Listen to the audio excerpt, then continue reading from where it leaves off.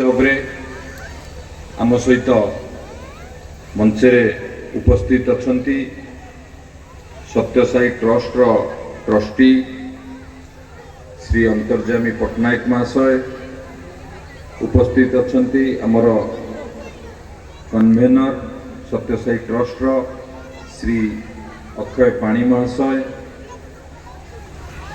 ଏବଂ ଉପସ୍ଥିତ राज्य सभापति सत्यसाई संगठन सत्यस्वरूप पट्टनायक महाशय, सत्यसाई ट्रस्ट जिलार सभापति श्री दामोदर स्वाई महाशय, स्कूल सभापति श्री बाबाजी कृष्टि महाशय, कुजंग बार एसोसिएशन सभापति तथा वरिष्ठ आईनजीवी संजय बेहेरा महाशय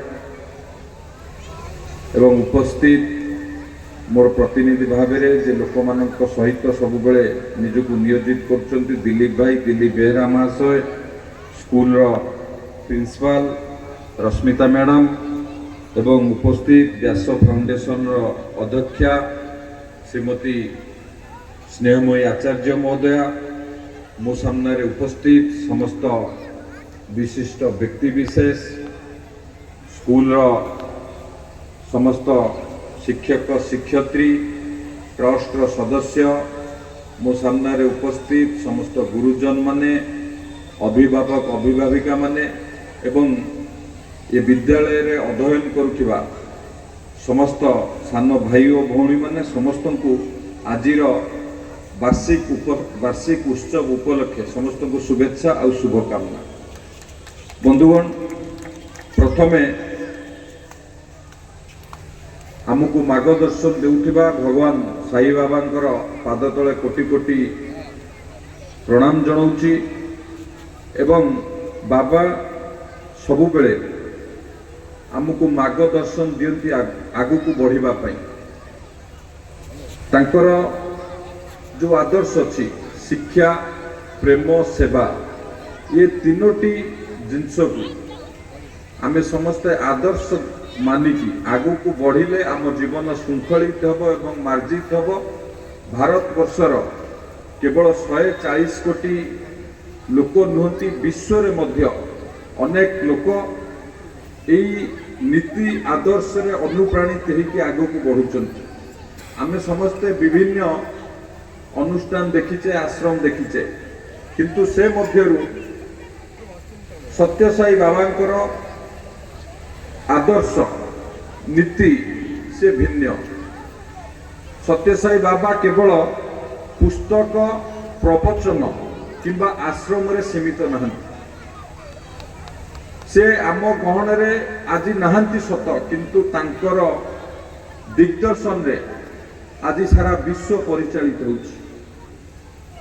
से शिक्षा कथा हो, सेवा कथा हो किंबा प्रेम कथा हो, ये तीनोटी जिनस को गुरुत्व दे आज विभिन्न स्थान रे आपण माने जदि देखिबे सत्यसाई बाबा ट्रस्ट तरफ भारत वर्षर विभिन्न स्थान रे संस्था काम करुछि एवं वसुदैव कुटुंबकम याकु चरितार्थ ही करुछि। सेवा कथा जदि उठिबो आमे माने महावीर व हनुमान को कथा आमे उदाहरण को नहीं परिबा। हनुमान विद्वान थिले, हनुमान शक्तिशाली थिले किंतु से निजको मर्यादा पुरुष रामचंद्र कर सेवक बोली कहिबा को से केबे हेले निजको टिके हेले तिळ मन करू नथिले एवं मर्यादा पुरुष रामचंद्र को पई से जहा जहा करिसंती आमे माने समस्त मध्य से विषय आम समस्त जानिचे। एवं जदि प्रेम कथा कहिबा बाबा सब बेले कहती प्रेम है तीन प्रकार। प्रथम है स्वार्थ प्रेम, द्वितीयटी है अनन्य प्रेम, तृतीय है परार्थ प्रेम। स्वार्थ प्रेम कौन? जे सब बेले निज पाई चिंता करे, निज विषय चिंता करे, निजे किभली भले रहिबो, निजे किभली भाव में आगू को बढ़िबो, ताकू कह जाए स्वार्थ प्रेम। ଅନନ୍ୟ ପ୍ରେମ କାହାକୁ କୁହାଯାଏ?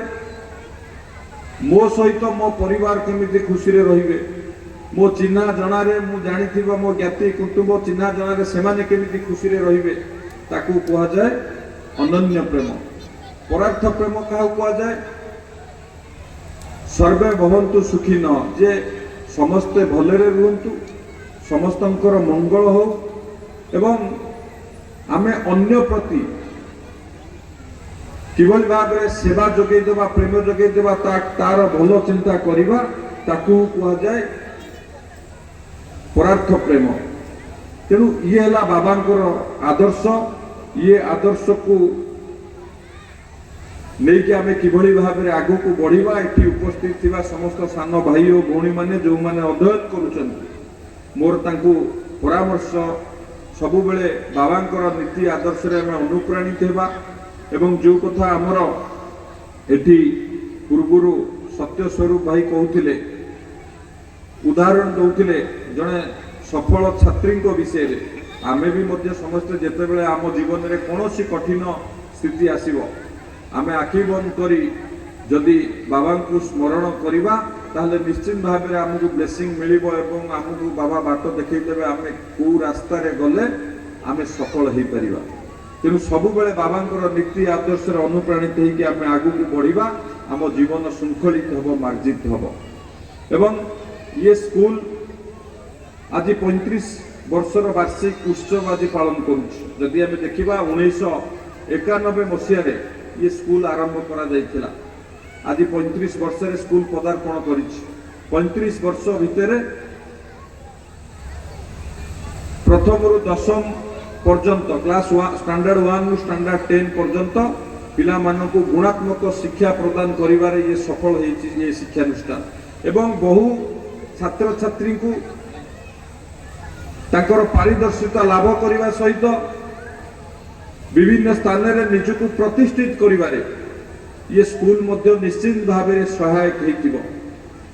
एवं सबुठारु बड़ कथा होउची हमर ये अंचल रे जो आवश्यकता थिला से आवश्यकता को अनुभव करी ग्रामांचल रे बसवास करुतिबा छात्र छात्री मानक पई मध्य एक सुजोग सृष्टि करिछि। इंग्रजी मीडियम रे पाठ पढ़ाइबा पई मध्य ये एक सुजोग मध्य आनी दैछि। एवं ता सहित ग्रामांचल गरीब पिला मानक पई मध्य स्कूल फी कम मध्य व्यवस्था रखा जाइछि, सेमाने किभଳି भाबरे पाठ पढ़ी परिबे। तेणु सबु समय कहा जाए विद्यालय होउछि प्रकृत ज्ञानर मंदिर, विद्यार मंदिर होउछि विद्यालय। जदि छोट छोट पिला को आमे माटीर पिंडुला सदृश भाविबा ताले शिक्षक शिक्षयित्री माने होउचंती ये विद्यालयर देवता, देवता देवती माने तांको किभଳି भाबरे तांको जीवन को मूर्तिमय रूपे गढ़िबे, तांकर जीवन को सेमाने आगो को बढ़ी किभଳି भाबरे तांको कैरियर गठन करिबारे सफल हेबे, सेतिरे सबु बेल पई शिक्षक शिक्षयित्री मानकर गुरुत्वपूर्ण भूमिका मध्य सेतिरे थाए। एवं पिला मानकु मध्य मोर गोटे छोटिया कथा कहिबार तात्पर्य होची आमे गुरु को सब बेले सम्मान दबा। गुरु शब्द होची गु अर्थ अंधार, रु अर्थ आलोक। जे अंधार रु हमको आलोक देखांती, अज्ञान अंधार रु जे ज्ञानर आलोक हमको देखाती सी होचंती गुरु। तेणु गुरु को आमे सब बेले सम्मान दबा, गुरु को सब बेले भक्ति करिबा। आमे जेते ऊपर को उठिले भी सब बेले गुरु को प्रति भक्ति, गुरु को प्रति सम्मान जणैबा। एवं गुरु को आशीर्वाद बिना कहीं केबे आगु को बढ़ी पारि नांती। मु गोटे छोटिया उदाहरण देवी प्रभु कृष्ण और सुदाम को कथा। सुदामा दिने कृष्ण को कहले जे आमे दुई जण जणे गुरु को पाखरे आमे शिक्षा लाभ करथिले, किंतु आजी आपण केउ भली भाबरे जीवन यापन करूछन्ती, मु केउ भली भाबरे जीवन यापन करूछि। आर उद्देश्य कौन? आपण तो अंतर्जामी, आर उद्देश्य कौन? सेठी प्रभु श्रीकृष्ण कहले गुरु संजीवनी आमको जंगल को पठेइथिले एवं खाइबा पई ଯାହା ଆମକୁ ଖାଦ୍ୟ ଦେଇଥିଲେ କହିଥିଲେ 2 ଜଣ ଯାକ ବାଣ୍ଟିକି ଖାଇବ। ଯେତେବେଳେ ଆମେ ଜଙ୍ଗଲକୁ ଯାଇଥିଲେ ବର୍ଷା ହେଲା ଆମେ ବାଟ ଭୁଲିଗଲେ। ଯେତେବେଳେ ଯୋଉ ଖାଦ୍ୟ ଦେଇଥିଲେ ସେ ଖାଦ୍ୟକୁ ଆପଣ ଏକା ଖାଇଥିଲେ। ଗୁରୁ କହିଥିଲେ ତାକୁ 2 ଜଣ ବାଣ୍ଟିକି ଖାଇବ। ତେଣୁ ଗୁରୁଙ୍କର ଆଦେଶ ପାଳନ ନ କରିବା କାରଣରୁ ଆପଣଙ୍କର ଏଇ ଅବସ୍ଥା, ମୁଁ ଗୁରୁଙ୍କ ଆଦେଶ ପାଳନ କରିଥିବା କାରଣରୁ ମୋର ଏଇ ଅବସ୍ଥା। ତେଣୁ ଗୁରୁଙ୍କ ବିନା ଆଶୀର୍ବାଦରେ କିଏ କେବେ ଲକ୍ଷ୍ୟ ସ୍ଥଳରେ ପହଞ୍ଚି ପାରିବେ ନାହିଁ।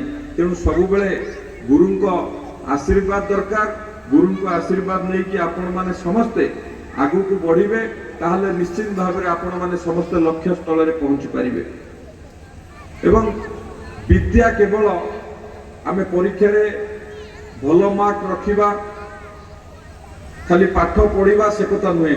ଆ ପୂର୍ବରୁ ଆମର କନଭେନର ସାଇବାବା ଟ୍ରଷ୍ଟ ଓଡ଼ିଶାର ଆମର ଅକ୍ଷୟ ବାବୁ କହୁଥିଲେ ଯେ ପିଲାମାନେ କିଏ କ'ଣ ହେବେ ଆମେ ଫୋର୍ସ କରିପାରିବା ନାହିଁ। ଯାହା ଭିତରେ ଯୋଉ ଜ୍ଞାନ ଅଛି ସିଏ ସେଇଭଳି ଭାବରେ ପୁଷ୍ପଟିତ ହବ। କିନ୍ତୁ ଯଦି ଆମେ ସବୁ ବିଷୟରେ ଅଧ୍ୟୟନ କରିବା, କେବଳ ଆମେ ଭଲ ପଢିବା, ଭଲ ମାର୍କ ରଖିବା ସେଥିରେ ସୀମିତ ରଖିଲେ ନିଜକୁ ହବ ନାହିଁ। ସବୁବେଳେ ସବୁ ବିଷୟରେ ଅଧ୍ୟୟନ କରିବାର ଆବଶ୍ୟକତା ଅଛି। କାରଣ ବିଦ୍ୟା ଦୁଇଟି ଜିନିଷ ଉପରେ ନିର୍ଭର କରେ, ଶିକ୍ଷା ଆଉ ଦୀକ୍ଷା। ଶିକ୍ଷା ଦୀକ୍ଷା ହେଲେ ପରସ୍ପର ପରିପୂରକ। ତେଣୁ ଶିକ୍ଷା ସହିତ ଆମର ଦୀକ୍ଷା ବି ମଧ୍ୟ ଆବଶ୍ୟକ ଅଛି। ପୂର୍ବ କାଳରେ ଯେତେବେଳେ ଗୁରୁକୁଳରେ ଗୁରୁମାନେ ଶିକ୍ଷା ପ୍ରଦାନ କରୁଥିଲେ, ବେଦ ଶିକ୍ଷା ପାଖରୁ ଆରମ୍ଭ କରି ବିଭିନ୍ନ ଶିକ୍ଷା ପ୍ରଦାନ କରୁଥିଲେ। ଏବଂ ଶିକ୍ଷା ସମାପ୍ତ ପରେ ଯେତେବେଳେ ଗୃହସ୍ଥ ପଠାଉଥିଲେ ଛାତ୍ରଛାତ୍ରୀ ମାନଙ୍କୁ, ସେତେବେଳେ ଦୀକ୍ଷାନ୍ତ ଉପଦେଶ ଦେଇକି ଗୃହସ୍ଥ ପଠାଉଥିଲେ। ତେଣୁ ଶିକ୍ଷା ସହିତ ଦୀକ୍ଷା ନିହାତି ଭାବରେ ସମସ୍ତ ଛାତ୍ରଛାତ୍ରୀଙ୍କ ଜୀବନରେ ଆବଶ୍ୟକ ଅଛି। ତେଣୁ ଆମେ କେବଳ ଭଲ ପଢିବା, ପରୀକ୍ଷାରେ ଭଲ ମାର୍କ ରଖିବା ସେଥିରେ ନିଜକୁ ସମର୍ପିତ ନ କରି ସବୁ ବିଷୟରେ ଅଧ୍ୟୟନ କରିବା। ଆମ ଇତିହାସ, ଆମର ମହାପୁରୁଷଙ୍କ ବିଷୟରେ, ସ୍ୱାଧୀନତା ସଂଗ୍ରାମୀଙ୍କ ବିଷୟରେ, ଏମିତି ଅନେକ କଥା ଅଛି। ଆମ ଓଡ଼ିଶାର ସଂସ୍କୃତି, ଓଡ଼ିଶାର ଇତିହାସ, ଇଏ ସବୁ ବିଷୟ ପାଖରୁ ଆରମ୍ଭ କରି ଏବେ ଇନୋଭେସନ, ରିସର୍ଚ୍ଚ, ଇଏ ସବୁ ଉପରେ ମଧ୍ୟ ଗୁରୁତ୍ୱ ଦେବା। ଆମେ 21 ଶତାବ୍ଦୀରେ ଆମେ ସମସ୍ତେ ପାଦ ଦେଇଛେ। 21 ଶତାବ୍ଦୀରେ ବର୍ତ୍ତମାନ ପ୍ରଯୁକ୍ତି ବିଦ୍ୟାର ସମୟ। ଏବେ ଇନୋଭେସନ ଉପରେ ଗୁରୁତ୍ୱ ଦିଆଯାଉଛି, ରିସର୍ଚ୍ଚ ଉପରେ ଗୁରୁତ୍ୱ ଦିଆଯାଉଛି। ଆମେ ଯେତେବେଳେ ବି ଆମକୁ ଫାଙ୍କା ସମୟ ମିଳିବ ଆମେ ଭଲ ଭଲ ଜିନିଷ ପଢିକି ଜାଣିବାକୁ ସମସ୍ତେ ଚେଷ୍ଟା କରିବା। କାରଣ ଆଗକୁ ଯେତେବେଳେ ଆମେ ଆମର 10th ସରିବ, +2 ପଢିବା, ଟେକ୍ନିକାଲ ଏଜୁକେସନରେ ପାଠ ପଢିବା, ସେତେବେଳେ ଆମେ ଇନୋଭେସନ ଉପରେ, ଏବେ ଇନୋଭେସନକୁ ଗୁରୁତ୍ୱ ଦିଆଯାଉଛି। ଆଜିକାଲି ସ୍କୁଲରୁ ବି ମଧ୍ୟ ଇନୋଭେସନ ଆଇଡିଆରେ ସବୁ ପ୍ରୋଜେକ୍ଟ କରୁଛନ୍ତି। ମୁଁ ବିଭିନ୍ନ ସମୟରେ ଯେତେବେଳେ ସାଇନ୍ସ ଏକ୍ଜିବିସନ ହଉଛି, ମୁଁ ବିଭିନ୍ନ ସ୍ଥାନକୁ ଯେତେବେଳେ ଅତିଥି ରୂପେ ଯାଉଛି, ମୁଁ ଦେଖୁଛି 9-10 ପିଲା ଯେଉଁଭଳି ଭାବରେ ଇନୋଭେସନ ଆଇଡିଆରେ ପ୍ରୋଜେକ୍ଟ କରୁଛନ୍ତି। ସେ ଗ୍ରୀନ ଏନର୍ଜି କି ନେଇକି ହଉ କିମ୍ବା ଏଗ୍ରିକଲଚର ଉପରେ ହଉ, ବିଭିନ୍ନ ପ୍ରକାର ଇନୋଭେସନ ଆଇଡିଆରେ ପ୍ରୋଜେକ୍ଟ କରୁଛନ୍ତି। ଆମେ ବି ମଧ୍ୟ ସମସ୍ତେ ଚେଷ୍ଟା କରିବା ସେଇଭଳି ଭାବରେ ଆମେ ଯୋଉ ପ୍ରୋଜେକ୍ଟ କରିବା ସେ ଚିରାଚରିତ ନ ହଉ, କିଛି ନୂଆ କରି ଦେଖେଇବା। ସବୁବେଳେ ସେ ବିଷୟରେ ଆମେ ଚିନ୍ତା କରିବା। କାରଣ କୌଣସି ଜିନିଷ ଅସମ୍ଭବ ନୁହଁ। ନିଷ୍ଠା, ଏକାଗ୍ରତା, ଅଧ୍ୟାବସାୟ ରହିଲେ ସବୁ ଜିନିଷ ସମ୍ଭବ ହେଇପାରିବ। ତେଣୁ ନିଷ୍ଠାର ସହିତ, ଏକାଗ୍ରତାର ସହିତ ଆମେ ଯଦି କାମ କରିବା, ନିଜକୁ ନିୟୋଜିତ କରିବା, ତାହେଲେ ନିଶ୍ଚିତ ଭାବରେ ଆମେ ସଫଳତା ଦ୍ୱାରରେ ପହଞ୍ଚି ପାରିବା। ତେଣୁ ସବୁବେଳେ ଆମେ ସଠିକ ଉପାୟରେ, ସଠିକ ମାର୍ଗରେ କିଭଳି ଭାବରେ ଯିବା, ଆମେ ସମସ୍ତେ ସେଥିପାଇଁ ଚେଷ୍ଟା କରିବା। ଗୋଟିଏ ଛୋଟିଆ ଗପଟିଏ ଆମର ଅଧ୍ୟୟନ କରୁଥିବା ସାନ ଭାଇ ଓ ଭଉଣୀମାନଙ୍କୁ କହିବି। ମହୁମାଛି ହେଲା ସବୁଠାରୁ ଛୋଟ। ଦିନେ ପାଳନକର୍ତ୍ତା ଭଗବାନ ବିଷ୍ଣୁ ମହୁମାଛିକୁ କହିଲେ ଯେ ତମେ ଏତେ ପରିଶ୍ରମ କରି ଏ ଫୁଲରୁ ସେ ଫୁଲ ବୁଲି ବୁଲି ମହୁ ସଂଗ୍ରହ କରୁଛ, ସେ ମହୁକୁ ସଞ୍ଚୟ କରୁଛ, କିନ୍ତୁ ସେ ମହୁ ମାନବ ଜାତି ନେଇ ତାକୁ ବ୍ୟବହାର କରୁଛି, ତମେ ତା ଦେହରୁ ଲାଭ କ'ଣ ପାଉଛ?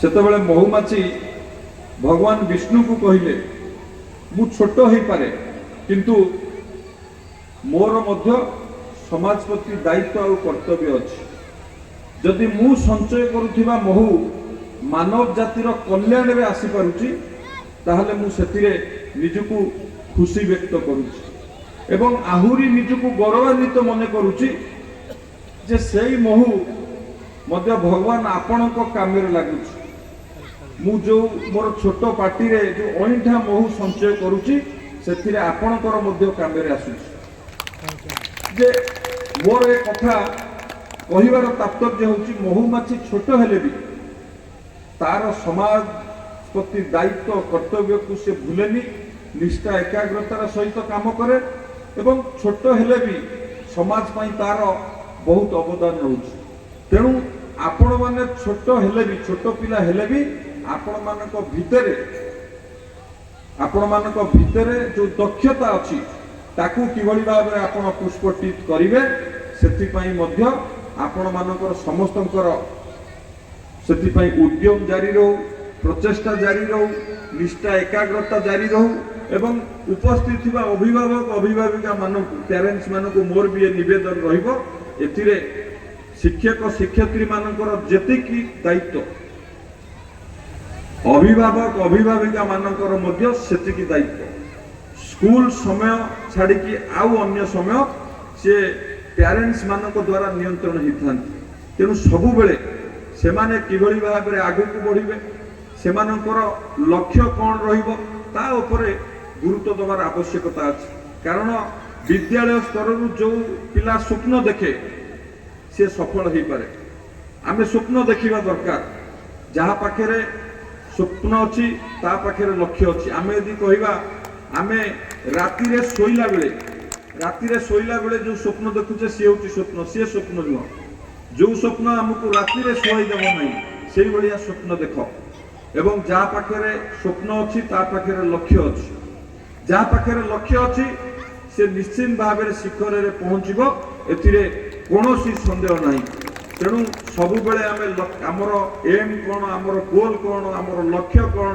ताकू स्थिर करिवा लक्ष्य स्थल रे पहुंचीबा पाई आमे सबुदिन दिन राति समस्ते परिश्रम करिबा समय विलम्ब मो बेसी किछि कहिबिनी पढुथिबा छात्र छात्री मानकु दुई तीनटी कथा कहबी आमे सबु बेले समयानुवर्तित हबा कालीर काम को आजि करिबा को चेष्टा करिबा आजिर काम को एबे करिबा को चेष्टा करिबा से भी एक बड़ माध्यम हमकु आगु को जिबा पाई एवं जीवन रो लक्ष्य स्थिर करिवो तृतीय होची सबु बेले विद्यालय रे घरे स्वच्छता अवलंबन करिबा अजथारे खर्च होउतिबा शक्ति को संचय करिबा उदाहरण अजथारे कोठी इलेक्ट्रिक जळुथिबो फैन जळुथिबो पानी बहुथिबो टैप याकू किभଳି भाबरे संचय करिबा स्वच्छता रखिबा एवं निज जीवन को श्रृंखलित करिबा मार्जित करिबा ताहले जाई हमर भविष्य सुंदर हे परिबो एवं मु धन्यवाद दउची स्कूल रो समस्त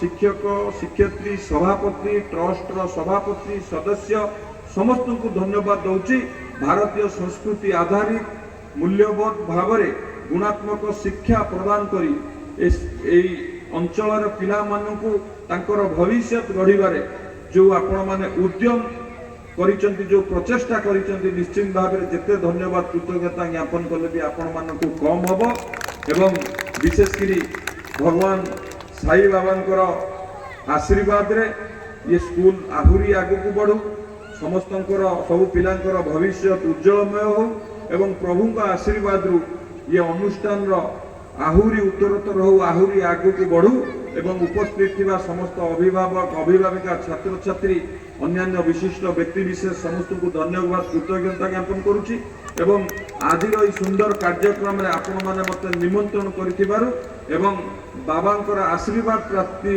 होबार सुजोग दैथिबारु आपनकु आउ थेरे धन्यवाद ज्ञापन करी मो वक्तव्य को शेष करछि धन्यवाद नमस्कार वंदे उत्कल जननी।